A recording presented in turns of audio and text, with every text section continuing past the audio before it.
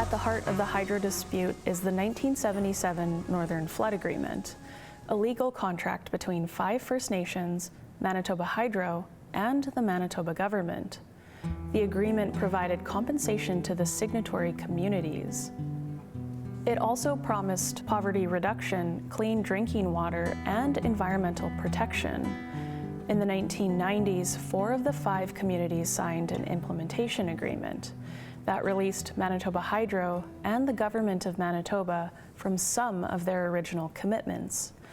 Reporter Christopher Reed has the latest on what that means. With me now is APTN Investigates reporter Christopher Reed. Thanks for joining us, Christopher. My pleasure. Why do community members say the Northern Flood Agreement has not been fully upheld even decades later?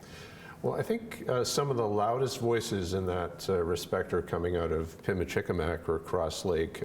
I was actually recently up there again, and I spoke just to Chief David Monius a couple of days ago, and he talks about why Cross Lake didn't sign what's called an implementation agreement, and I'm paraphrasing here, of course, but I think basically the feeling is that the Northern Flood Agreement is what they want in terms of you've got that idea of ending poverty, ending mass unemployment, and that sounds pretty good to them. Why mess with that? So there is a kind of a dissatisfaction.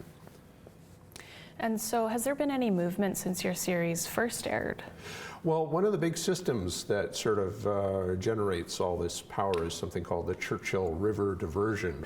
This Churchill River Diversion, or CRD, has been run under what they call an interim license for many years, basically since the beginning almost. And under that interim license, they were allowing themselves something they call the augmented flow program.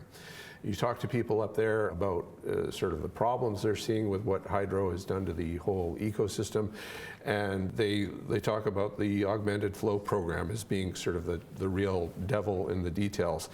So the CRD license, as I said, has been interim for the longest time, and then in 2021, the government put forth what they called the final license, and in the final license, they've sort of explicitly said that what they've been doing with the augmented flow program will continue. So I think there's kind of a feeling in many of these communities that was a loss, and they would have liked to have seen augmented flow go away. Sounds like it's a very complicated and complex issue, and so I'm wondering, where does this leave residents who have been impacted by hydro development in northern Manitoba? Well,